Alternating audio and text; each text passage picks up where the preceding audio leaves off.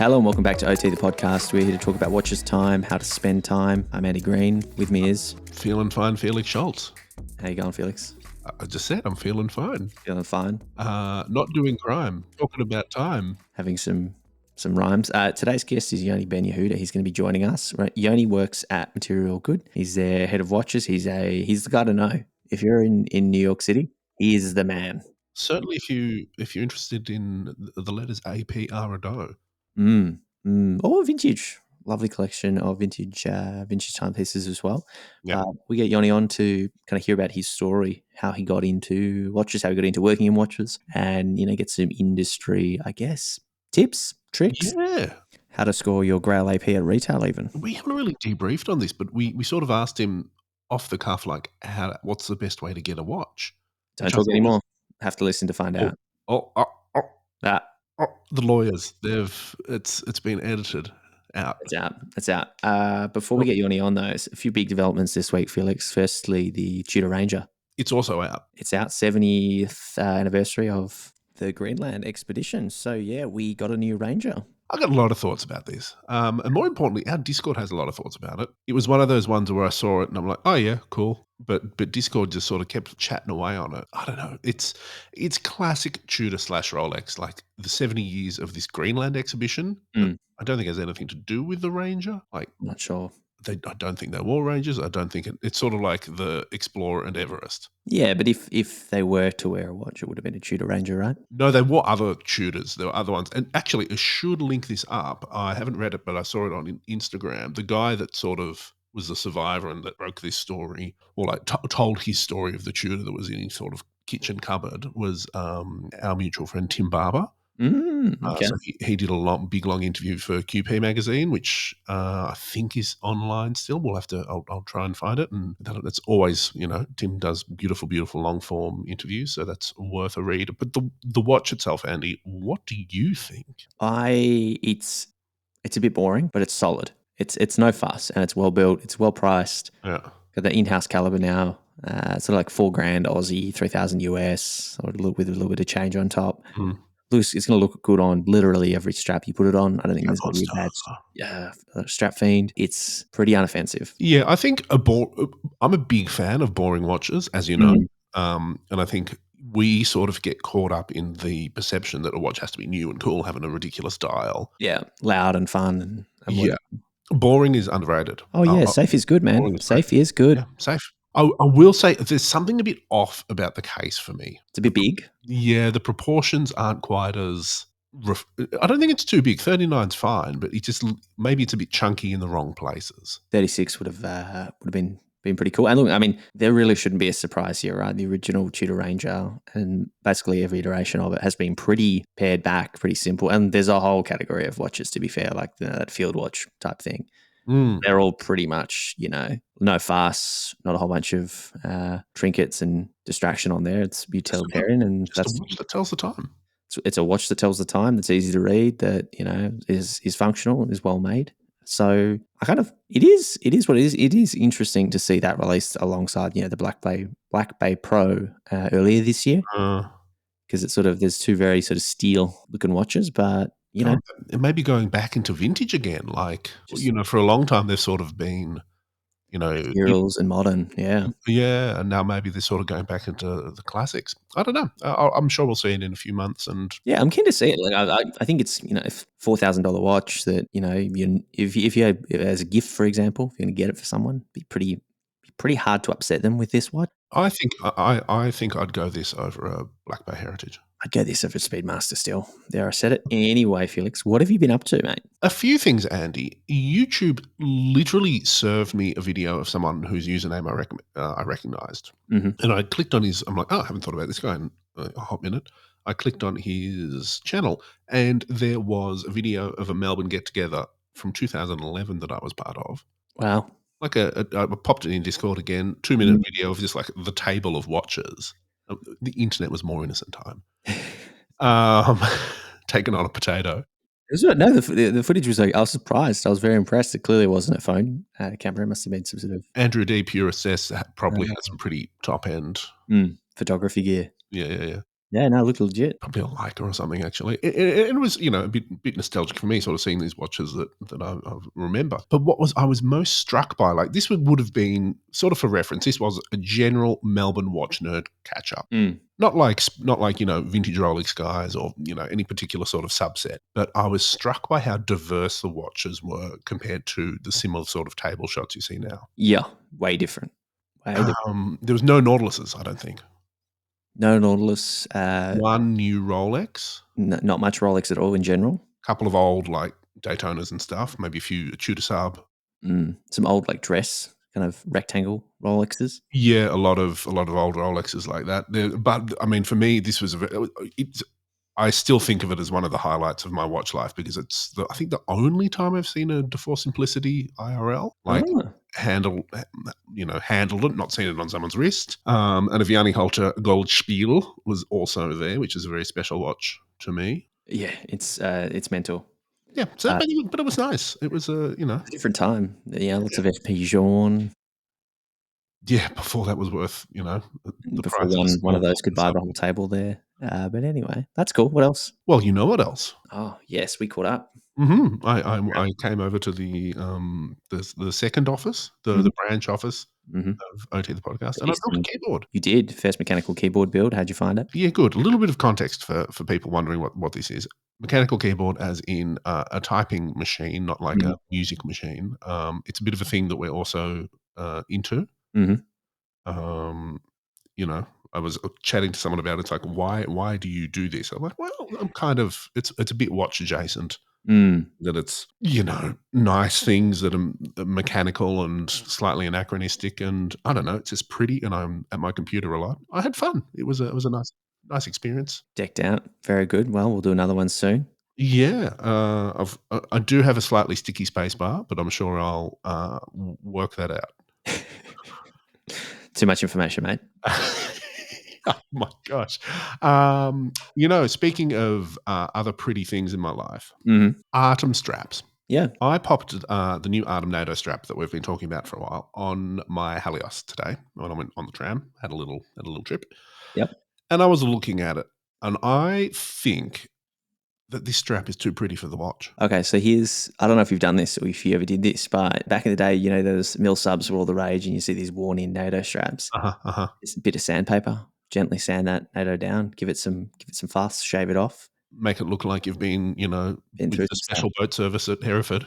You've seen some things. Yeah. Yeah, that could be quite a look. Well, that's what I was thinking. I was like, this watch is too pretty. I didn't think sandpaper. I'm just like, I need to go on holiday. I need to go to the beach. I need to throw it in the water a few times. Yeah, just bash it up. Yeah. Grind it along some gravel. Maybe the guys at Artem Straps, artemstraps.com, Mm. artem.straps on Instagram, can do like a distressed NATO Balenciaga collab or something. in IKEA blue. Yeah. One of the other things you did when you came around, you had to drop those Nomos off. Obviously, we had to collate the Nomos Club and the Ahoy that we've been enjoying for a couple of, actually, more than a couple of weeks, which is why Nomos probably wanted us to send them back. They were very polite about it. Today's date. Yeah. Polite but Yeah, insistent. you need to send this back. But it was really interesting. So I had a week of Nomos catch up with friends as a sort of sending these watches back. First, one of my very good friends bought the grey Nomos Club that was released last year. Oh, yes, I remember. Was it Future Grey? Yeah. What was the orange color called? Was it Future Orange? I don't remember. Very good questions, Andy. We'll have to refer to the Nomos website for the answers. Yes, but he bought the grey and he's absolutely loving it. And so I had to kind of show him the deep pink. Absolute grey, future orange. Absolute grey. Yes, he got the absolute grey and loved the touch of color on there. But I think he liked the level up of on the deep pink. And then caught up with another friend. He goes, he's a big dude. This is Charith. He's a tall. He's like 6'3", 6'4". He said, I really want the 36. Now, Charith has a meat hook. He said, I'm sick of big watches. I don't wear any of my watches that are over sort of 41 mil. Right. Got a few big ones. I don't want it. I want 36. I said, there's a bigger size. He said, I want the 36. Really keen to get it. And whilst he said that, I looked down at the 36 deep pink, sadly, realizing that I had to pack it up and send it back to our friends in Glassute. But, it is what it is, Felix. Not everything can last. If I want one, I can get one. But make small watches great again. Well, I think it's happening. I think it's happening. But otherwise, I started a new podcast. I've been in a bit of podcast mood. Don't normally. Yeah, cheating on us. Just I've had a lot of tasks that have let me put the podcast on in the background. Just Yep. headphones, Yep. head down, headphones on. Yep. This one's called Liar Liar, Melissa Caddick and the Missing Millions. Do you know about Melissa Caddick? Is this a Sydney person? Yeah, this is the Sydney financial advisor that turned out to not actually be a financial advisor, licensed or anything like that, and Oh, stole like 30 mil. I think she went missing as well, and She maybe basically ASIC, which is our corporate regulator, raided her house, and within a few hours she was missing. Everyone thought, oh, she's smart. She's probably stashed some money offshore. She's legged it. There's a really weird kind of situation about how she went missing. Lived in a really affluent area, literally no cameras, no data of her, leaving her house or leaving her street, left her phone and everything at home. Her husband kind of waited a weird amount of time before telling anyone. telling anyone, with a odd excuse, but it sort of makes sense. But she basically fleeced all of her friends and family and their friends and family out of, somewhere near like 30 mil, 26 mil. Sure. Her foot did turn up missing. So it is interesting. And they sort of did a whole bunch of studies around how her foot in her sneaker could have, ended up in the Northern Shore beaches. Apparently in Canada, like 21 human feet washed up on one beach in a year, so it's a phenomenon. It happens. But interesting watches, Felix. They make it into this podcast. Oh, really? Yeah, and the hosts are really kind of rattled, I think, by the cost of some watches. I'm sitting here going, it's really not. If you've stolen 26 million, you really want to be. Hang on. Can I guess something? Are they mentioning them by brands? Yes. Okay. So they mentioned her watch by brand as like the call out watch that she wore. Cartier. Yep. Which model? I mean, I want to say Ballon Bleu or a Tank Francais. Better. You can do better than that. Panther. Oh, nice. Yeah. It's kind of makes sense. And her husband was a Breitling man. Had a few other bits and pieces. Sure. But it's an interesting podcast. It's done by a couple of Australian journos. It's done well. It is a Sydney Morning Herald production. But I think there was a video. I think I've seen like a documentary on it too. It might have been. I'm sure it's related. it's probably, yeah. I mean, that's probably what they're gearing up for, right? Yeah. But it's like a little 10-parter. Really interesting because there's not too much investigative journalism these days, Felix. I feel like it's sort of He's old mate Adam Shand, who's a crime journo, and he's also a bit of a watch guy on the side. He's always got a podcast or 7 happening about some sort of. I don't do true crime. I love it. It's too voyeuristic for me.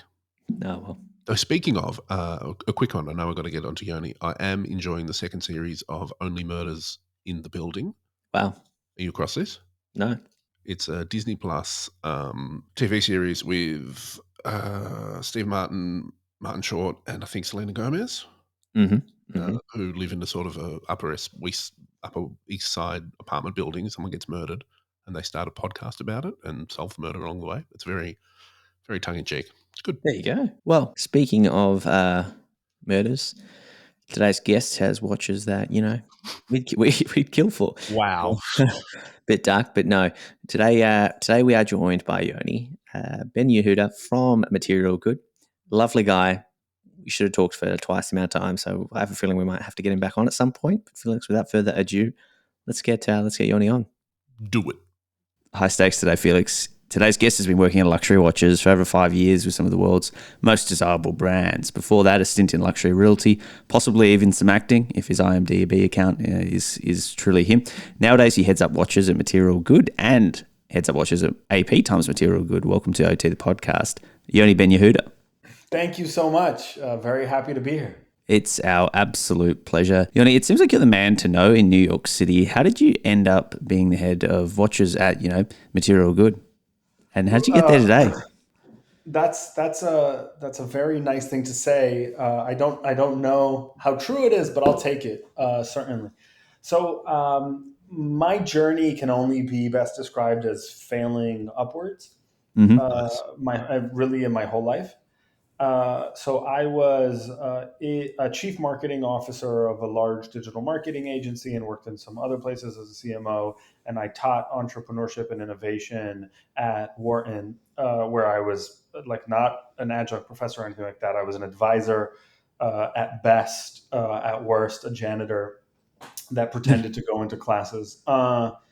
And have always been really, a long time collector. And for a while, some of the brands and the CEOs and the North American CEOs asked me to come along and run their marketing departments. And some brands asked me to come on to HQ and run their marketing departments. And I never found the right footing.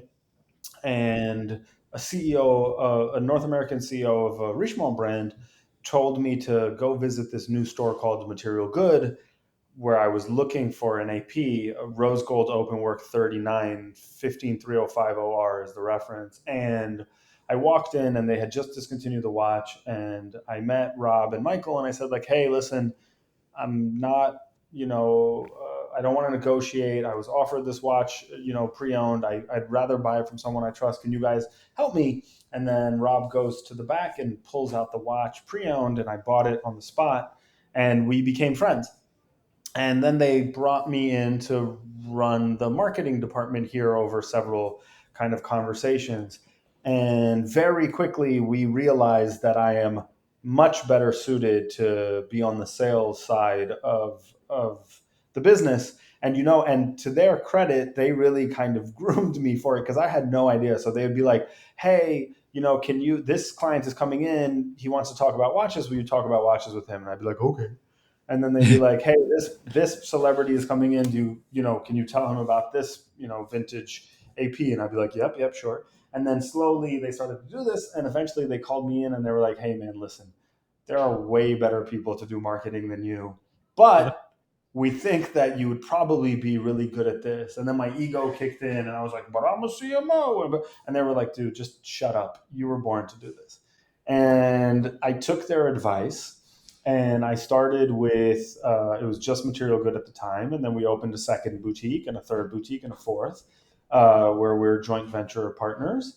And I started working with the staff there and training them and kind of grew organically. And now I think I have the best job in the world, right? I oversee all of the timepieces for all Material Good ventures.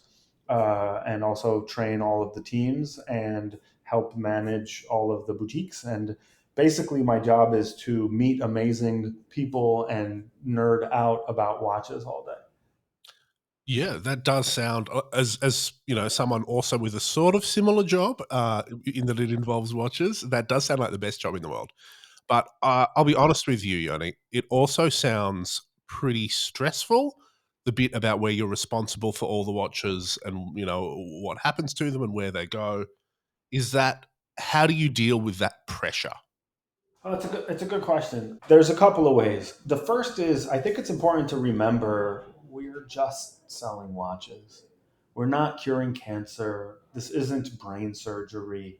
Like, yes, it's high stakes in that you want to offer a meaningful experience, but you can do that just based on the type of person that you are. And that doesn't require heavy lifting. That just requires authenticity and looking to build meaningful relationships in and outside of the transactional nature, and then the transactional nature becomes secondary or tertiary to what you do. The other part that helps alleviate the stress is we have some of the best people in the world working for us at Material Good and at APMG and all of our other ventures. And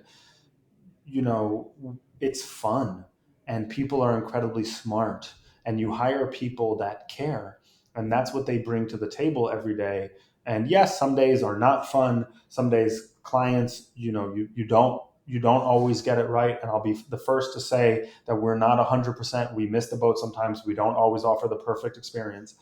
And I think the way to alleviate the pressure is to remember who it is that what it is that you do, and also to surround yourself with extremely talented, caring people that'll help kind of prop you up when you're down.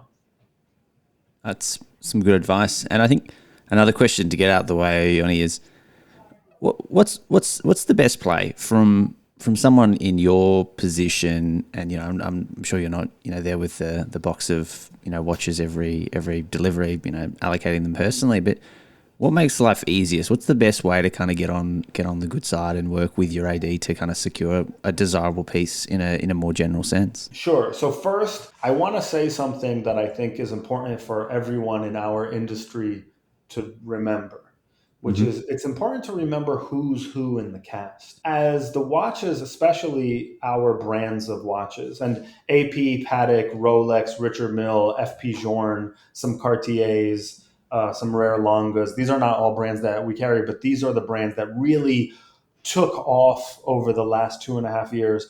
People forgot that we are the ones offering a service to people spending tens, hundreds, millions of dollars with us. And we need to remember to lead with gratitude. There was a shift in culture where authorized retailers and where boutiques and where everyone started to act as if we were doing a favor to people to get them watches. And frankly, that is bullshit. I don't know if I can curse or not, but Of I course, did. please. I feel like in Australia that is not a curse, right? That No, is like no, part no. of your Standard. Try harder. Try harder. kindergarten. Got it. So I think we need to reframe the conversation, which is we need to lead with gratitude to people who are spending hundreds of thousands of dollars. And we need to remember not all of these people eventually sell their timepieces. So when they buy a $150,000 timepiece, that is a sunken cost for them. And that money is gone forever, or for 10 years, or for 5 years. So the first thing is lead with gratitude and stop this idea that you're doing someone a favor because you're allocating them a hot watch. I believe Love it. strongly in that. And that's the culture that we try to perpetuate. Again, we're not perfect, man. We don't always get it right, but we try and strive to always do better and to keep that mentality. That's the first thing I want to say. The second thing is build for a client looking to build a relationship with an authorized dealer or a boutique. The best advice that I can give is build an authentic relationship that doesn't have to be transactional. Don't have expectations. Also collect, and this is a big one, collect across the breadth of the brand. So, if someone comes to me and they're like, hey, I really love APs. I want all the open work Royal Oaks. To me, you don't love AP. You love hot Royal Oaks that are open worked. There are so many other beautiful open worked APs that you should consider and look at and learn about. So collecting across the breadth of the collection is really important. Granted, wrist size and your financial viability will frame some of that conversation, but to the extent possible, be open to the breadth of the collection. Never buy anything that you don't love.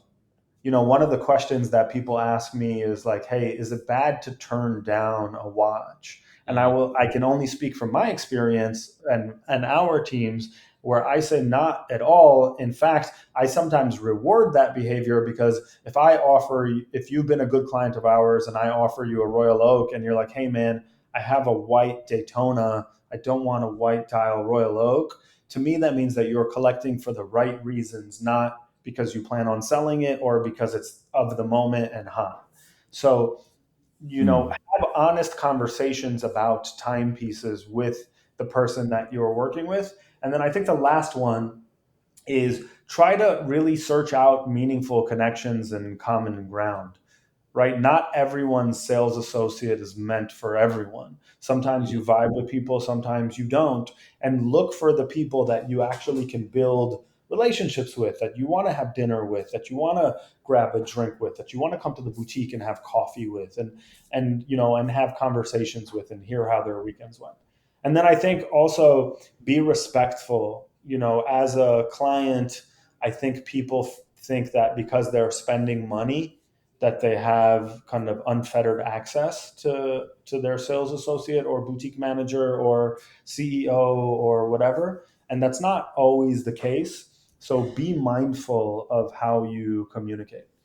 There are instances where people will text a sales associate at midnight and the sales associate is sleeping, and then they'll text them again at 8 in the morning, like, hey, I expect to hear back from you. And so, don't be a dick. I think Pretty is really simple. good. That's it.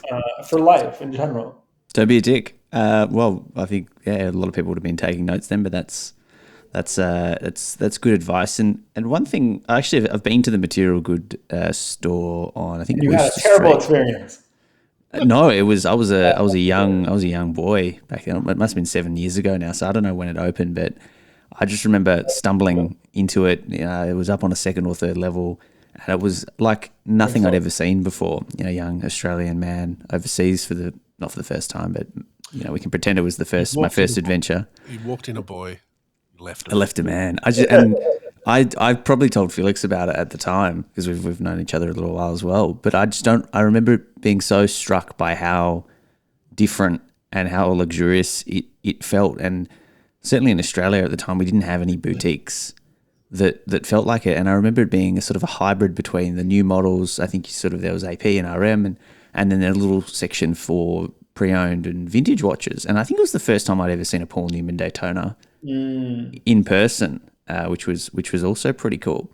But can you explain the vibe of the boutique? And I imagine it's been multiplied over these new premises that you have talked about. But what is the vibe of a material good boutique? Sure. First, thank you.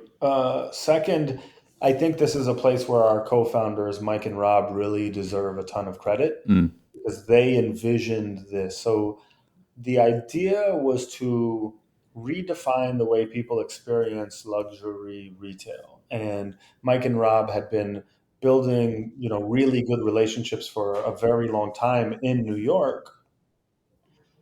And afterwards, they decided to build the clubhouse.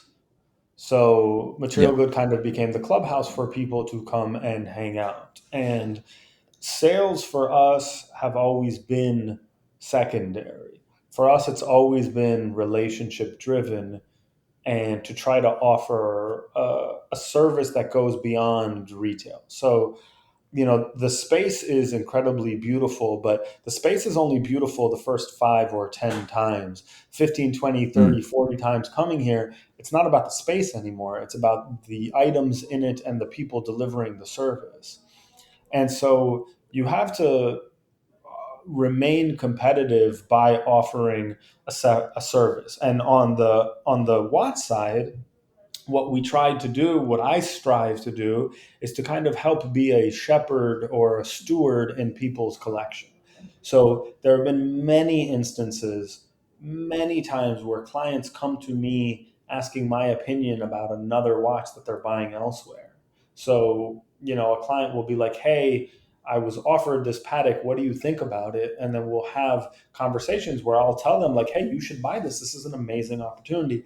There's nothing in it for me. I make no money out of that advice. But if you're going to be in this industry, in my opinion, on the retail side, your goal on the sales side should be to be a steward of people's collection. And the place where I really realized we were doing that well, and then I'll go back to actually answering your question, is where people started to ask me to be the executor of their wills. Oh, wow. Very, very serious collectors and very serious people who I would have never had access to otherwise have asked me to be the executor of their wills for timepieces. And to me, like, there's probably in my world, there's no bigger honor because they know that I treat their collection like it's my own. And so that is a little bit of the ethos of the Material Good watches, which is we wanted to create an inclusive experience for exclusive items. Yep. And I think to many degrees, we've done that very well. And now we're doing that also digitally and trying. And digitally it's a whole other frontier because as you grow the brand footprint, people fake this it's much easier to fake this digitally and on social media than it is physically. You have to build the space, you have to put in the money, you have to staff it, you have to train, etc. You have to have the timepieces and the jewelry. Whereas digitally, it's much easier to fake it. So now building out that footprint digitally has been really interesting and exciting for us as we expand. But what we strive to do at Material Good and all Material Good ventures is create an inclusive experience where sales are not the focus, but also offer the availability of incredibly rare and important items when you want it. Yeah, that's a very excellent answer to that question. And I just want to sort of leapfrog off it, if I can. One thing that has been startling in the last few years is that rapid expansion and, investment in and legitimacy of the secondary watch market. It's, everyone, from private players to the corporate, watch brands themselves are getting invested in this the sort of the secondary market. How does that change what a boutique does, and how does it? What am I trying to say? How does that? The secondary, in my mind at least, has always been a digital first space. It's always been you go to a website, you look at their inventory, and you buy it at a discount. How does the perceptions of that changing impact what you do with retail spaces and boutique spaces? And as sort of Andy was saying about, the first time you saw vintage watches for sale, how are you pushing that discussion forward? A couple of thoughts here. The first is, if you are buying watches as investments, then I think you're taking long-term investments. Then I think you're taking a interesting you're commoditizing art a little bit, right? So or commoditizing art a little bit, and there's risk in that. There's certainly a reward, but I don't think that that's really what has been happening. I think what has happened with the secondary market is social media has created kind of this echo chamber of hype assets, and you saw it with watches, homes, art, cars, wine, furniture to some extent, bags, leather goods, and it's created this echo chamber that's fueled by two things, which is the availability of access and playing on FOMO. And those two things, along with crypto, so much money being brought out of crypto, and also the government, at least in the United States, putting $2 trillion into the market, Mm. caused a frenzy. And so watches became an asset class on a slightly propelled market.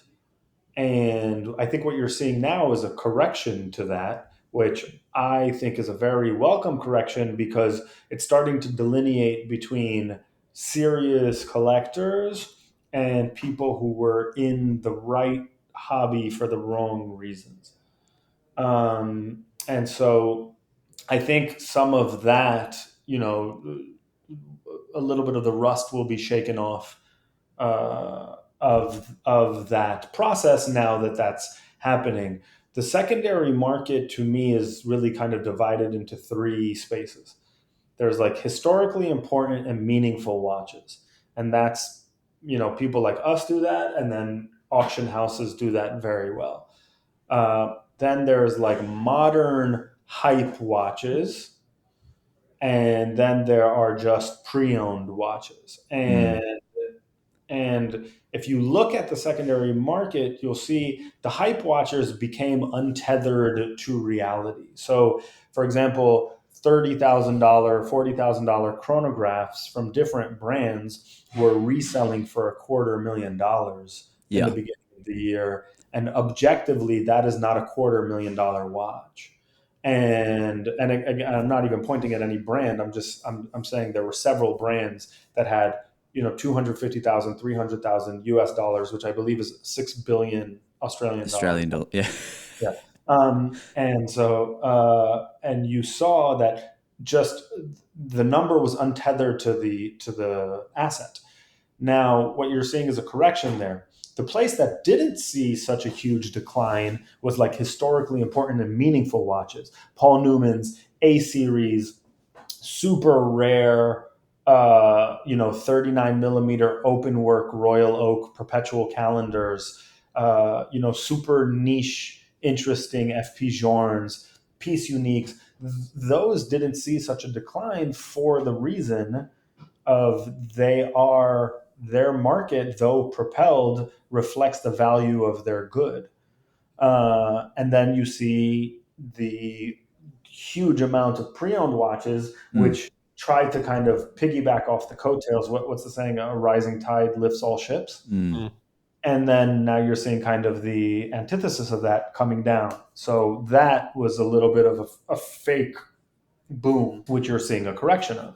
Yeah. And I think all of those brands kind of know where they are. And I think the interesting thing about this is I have a very clear picture in my head of what watches and what brands I'm talking about. And I will bet dollars to donuts, an American saying, that if you polled people, we would all be thinking about the same brand. Yeah, it's really interesting. And I want to poke at this question just a little bit more with you, because I think you're in a position to give a pretty well-informed answer to a question that I have around the crypto situation. I'm not into crypto. I don't really understand cryptocurrency. Same. If you're going to ask me, I am the least well-informed person that you'll ever meet in the world. I thought crypto was like where you keep like scary monsters. So you've met your Australian equivalents, but everyone's saying that the watch market is kind of coming off because of the crypto market, and that was what was flooding a lot of money in. And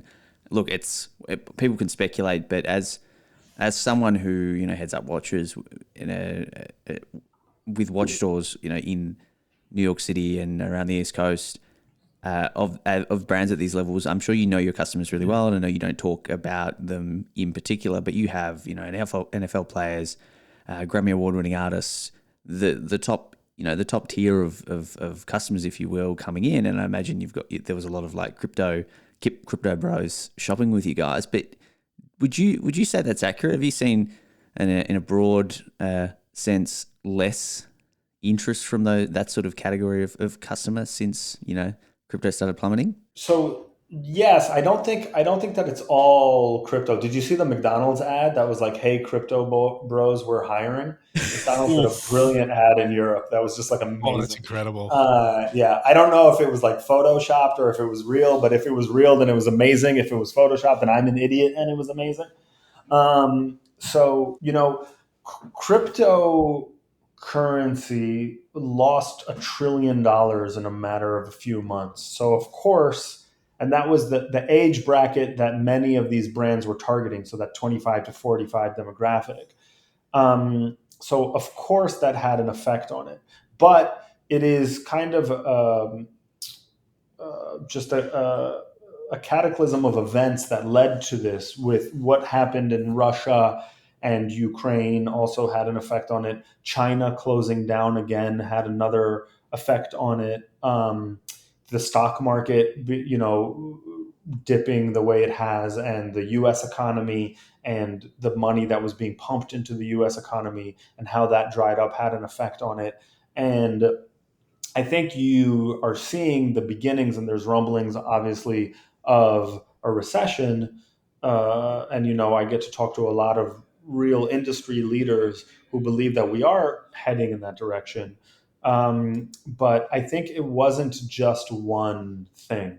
I think all of these events have led to, one, the numbers coming down, in some cases 30%. And two, it's also kind of deterred people who were doing this for the wrong reasons. Because it's important to remember numbers when you talk about these watches. AP produces 50,000 watches a year. Journe produces 700 watches a year. Richard Mille produces 5,000 or 4,500 watches a year. You're talking about a minuscule number of watches. Rolex produces in 6 hours what FP Journe produces in a year. Perspective. And that perspective, I think, is really important. Rolex produces in 14 days what AP produces in a year. and you can't get a Rolex. And I think understanding how rare these objects of art are helps again reframe the conversation. Why can't I get? I want this. What's going on? I'm a real client and I demand this watch. And to say like, hey man, there's a lot less of these watches than you think there are.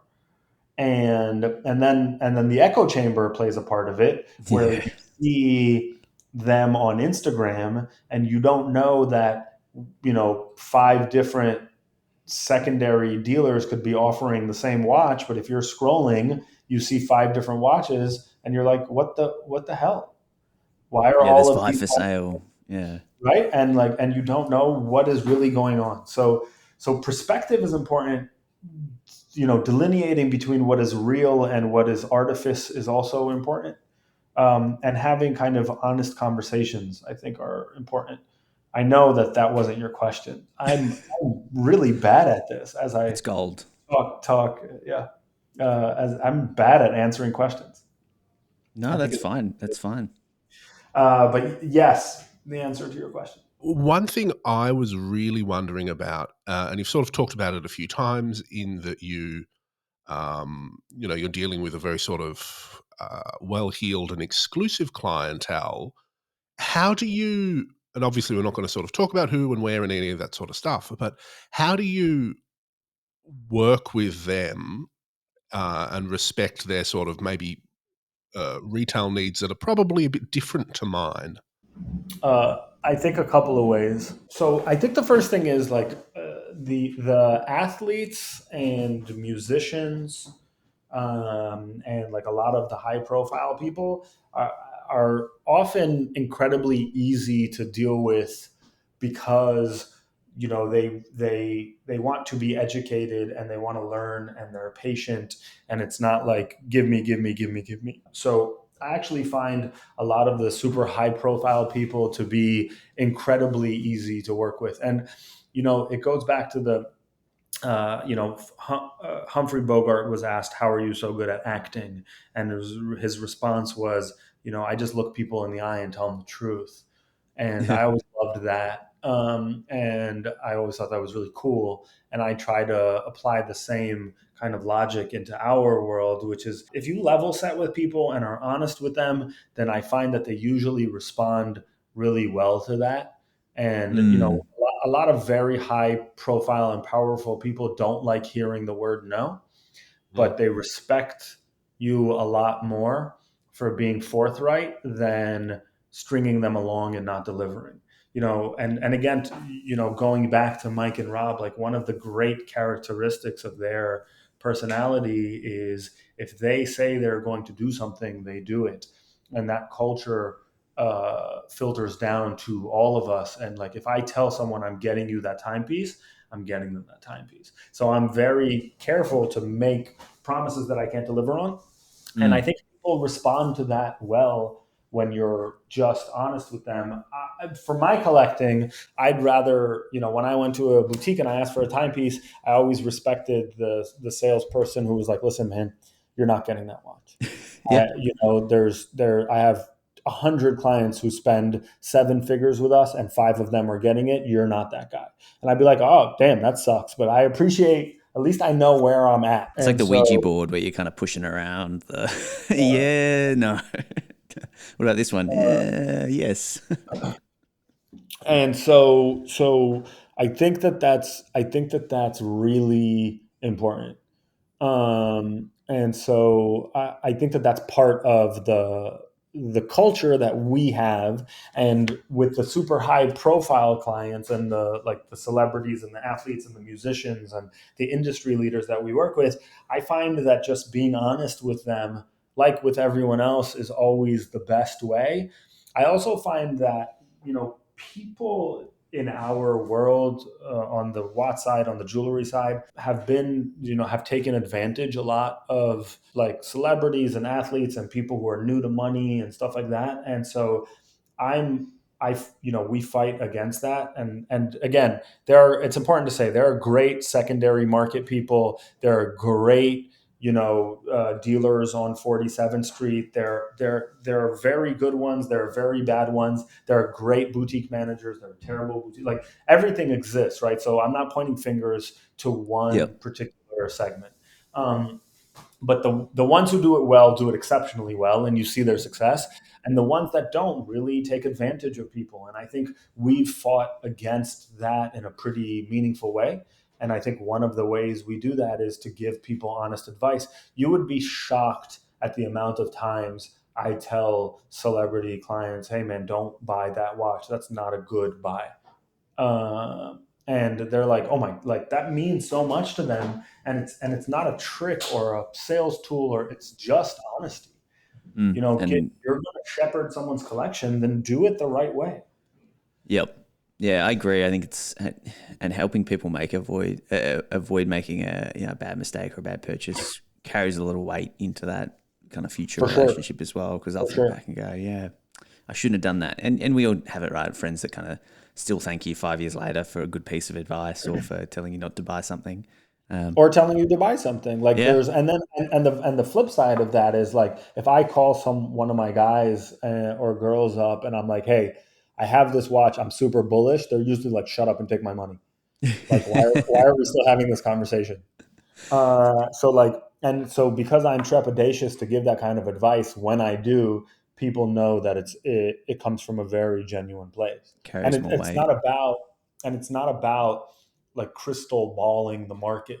For the most part, we've given really good advice, and financially it's moved in the right direction. But it's more about, hey, these watches are 50. It's my gut that if you want it in a year, it's going to be 100. I believe in the design of this watch and the rarity, etc.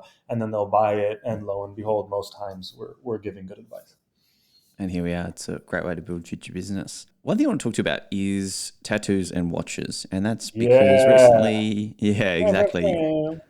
recently you posted a bit of Forearm Ink from, I think it was Nico Hurtado, who's obviously a very, very famous, well-known tattooist in your part of the world. I think he's tattooed The Rock. He's tattooed a couple of my friends as well. But what's the story with your new ink? Sure. So first, a huge shout out to Nico. Nico is one of the greatest people I've ever met, and also is exceptionally unique because he is an industry leader. And I think it's rare that it's kind of like unequivocal accepted as truth. But he is. I don't think that there are many people on earth that would say Nico isn't one of the godfathers of realism in tattoos, and still does it one of the best. So, but more importantly than his skill set is he is one of the most humble, down to earth, kind people I've ever met. It was inspiring to spend 2 days with him. It was painful, but it was inspiring to spend the time with him because it's so rare. I kind of liken Nico to people to ask to like Giannis Antetokounmpo. Like Giannis Antetokounmpo, for people who like basketball, will like play a game, drop 48 points, 17 rebounds, and 10 assists, and win the game. And then the press conference will be like, so Giannis, what were you thinking when you were playing? And he was like, oh, I'm just trying to earn my spot on the team. Like he's just like so humble, and and Nico brings that same level of humility to his work. Like he was just gracious. So the hugest shout out in the world to Nico. That's the first thing.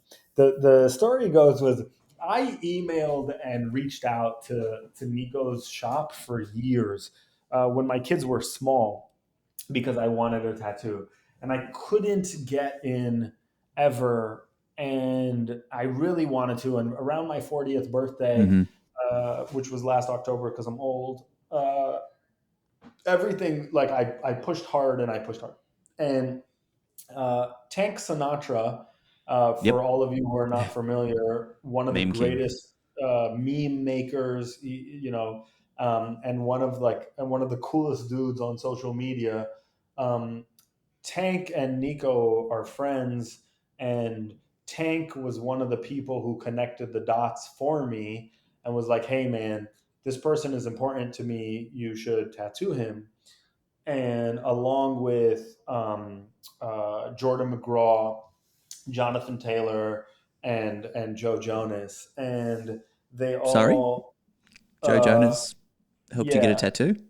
Well, through like his people, like Joe is an amazing human being and like Mm. loves to connect, is an incredibly gracious as well. And so like Jonathan Taylor, who works with them, and Jordan McGraw, who works with them, and Joe works with them, all helped connect the dots Wow. for me and do this. And eventually, Nico's kind of booking agent called and was like, "Hey, Nico will see you in these 2 days." And I was like, okay, bet, done, amazing. I didn't ask how much the tattoo was. I didn't have a flight booked. I didn't have a hotel. I was like, I'm there. I don't care. And so I got there because all of these people were gracious enough to help me get the appointment. And I would never ask, right? So this Mm. was just this was like them coming together as like a 40th birthday gift for me to help me get the reservation. And I got there, and Nico and I completely bonded. And he tattooed my son's name are Rocky and Banksy, and Banksy is at the top and Rocky is the lower one. And so he tattooed Banksy the first day, so the top of the forearm, and it was a 11-hour session. And he was like, "Listen, man, we're friends now. You don't have to come back tomorrow. Like most people can't do back-to-back sessions like this. You don't have to come back tomorrow. You can wait for it to heal for a month and then go back and do it in a month." And I said to him, like, "Nico, man, let me tell you something. Whatever pain you could inflict on me would be nothing compared to my son seeing that his brother was done and he wasn't done." And he was like, as a father, I really respect that. See you So we tomorrow. did back to back days, and my boys are twins. And 21 hours total time, I think 18 hours in the chair. And I think after I was like, whatever pain you can inflict on me wouldn't hurt anything. I think he goes like, okay, bet, challenge accepted. The second day was real rough. And so at the end of it, I stayed in LA, I think for 3 or 4 more days to rest because I was just so wiped Spent. and in so much pain and spent. And I ended up with this piece of art, which I can't stop looking at, which, Nico being the hugely magnanimous person that he is, uh, agreed to keep tattooing me, but like, I don't have really anything that I want to do on the other side of this arm. So I'm trying to figure out like what to do just to get to work with him, but I don't want to force it. So I want a kind of an organic thing. But the story of this tattoo is incredibly meaningful as much as the art itself, and like and just such an amazing talent, right? Like it's very rare that you get to cross paths with someone that just lives in a flow state. And I can only imagine how exhausting emotionally and physically it is to create these pieces of art for people that then have to go on and like share the story for a long time. But Nico operates in a pure flow state and creates like the this whole tattoo was his vision. The picture, like I sent him a bunch of pictures. I had another idea for it. He was like, screw that. He designed this. This was all him, soup to nuts. I created the kids and he did everything else. And it really is, it was a humbling experience to get it done. And it was a humbling experience to see an artist operate at such a high frequency for so long, 21 hours. Yeah, I mean, I sent you my thigh piece that I had done, Which is and unbelievable, by the way. yeah, got a good friend of mine, Dylan Weber, here in Sydney, Australia, and it was a similar experience. I was there back to back for 2 days. I'd flown up to Sydney, and luckily I did my arm and my leg, so sort of I had a day alternating, and I stupidly got straight left the studio to go to the airport to fly home. Oof, Yeah, which was that's interesting, been a but rough flight. you see that flow state and how they're just kind of the best advice for getting a tattoo is find someone good, find the best person you can. Uh, don't worry about the cost because it's going to be on your body forever, and let them do what they're passionate about and what they want to do, because it's always going to be better than what you have in mind, because you're not the artist, unless you are a tattoo artist yourself. But one That's thing, really good advice. I would say, like, you never want someone to be like, "Yo, you see my tattoo? You won't believe what I paid for it." Like, no. that's never Oh, what and you let them want. choose the size. Let them choose Yeah, the like size, right? they know so much more than you, and like if Mm, you're trusting them to like change your body, then you have to yep. trust them to give you advice on how to do it. Mm. Trust them like you trust Yoni with watches. So Hey man, I wish. yeah, well, sounds like a lot of people do. I appreciate that. One thing with Dylan and a lot of my friends that are tattoo artists, and some of them are no Nico as well, but they're big watch guys. Yeah. And do you got any insight into that? What's the deal with Yeah. tattoos and watches? We got tattoos. We like Like watches. there's like BJ Betts is like an amazing tattoo artist and an Mm. awesome watch guy. Nico loves watches. Like his people love watch. Like I think, Maxime Plushabeshi from who's done the Hublot. He's Sangbleu tattoo. yeah. Like I love the way the two cultures intertwine. I think first there is kind of this connection of like, timepieces for me are where art meets science, Mm-hmm. and I think tattooing is a little bit of that as well. Mm. Um, and I think, uh, or like where for tattooing, like where art meets like engine, or like where art meets engineering, and I think is probably more a better description. And I think tattooing is like that a little bit, where art meets engineering, because it's not just art; it's art that's on your body, and the canvas, how you move matters. The type of person you are when getting tattooed. Some people bleed a lot. Some people fidget a lot. Some people can take anything. Some people have loose skin. Some people have tight skin. And like all of these things that go into tattooing, I think also go into making a timepiece. So I think there's a corollary between there. But I also think that in this new crop of tattoo artists over the last like 10 to 15 years, 20 years, that are now kind of have the means to get a lot of these watches, I think there's also like a rite of passage, which is like, fuck you. You never thought we were going to be anything. Yeah. Well, now we're going to wear an AP with a Yeah. hand tattoo and a face tattoo. Like you didn't welcome us. Now we Mm. run the door. And I think that like counterculture that exists in tattoos also exists in some timepiece brands. So they see kind of a likeness to I love one it. another. It's a good answer. It's a very good answer. Well, the last question we have, and we have this for all our guests, is we ask you for a recommendation. It could be something you've been watching, reading, listening to, a place you like to go, but just something you've been doing that makes you happy, that you think the people listening right now would also like to do or know about. So is it just one? Hit us. Give us a couple. So my first is listen to more podcasts. I Love it. appreciate the forum of which I'm saying this, but Mm-hmm. I've really gotten into podcasts over the last years, and I will say like it is a great way to learn and decompress. Yep. So listen to more podcasts. This is not like a plug; like I actually mean that.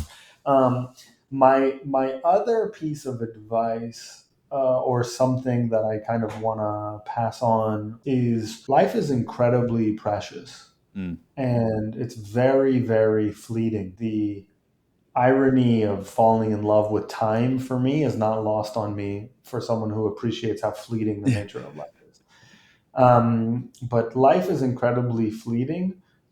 Take your moments to do the things that are important to you.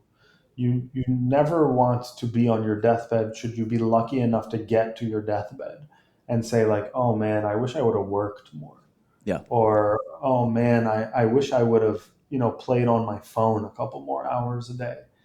uh, Allow yourself the space in order to remember how short life is, and then do the things that speak to you. I think is kind of like my overarching piece of advice. Sage advice. I like it. Well, thank you so much for joining Felix and I. It's been an absolute pleasure. This was so much fun. You guys are amazing. No, thank you. Thank you. You've been great. Andy, what a great chat. I don't know if you noticed, but I was a little bit silent in the second half. It's almost like you tapped out to attend to other business.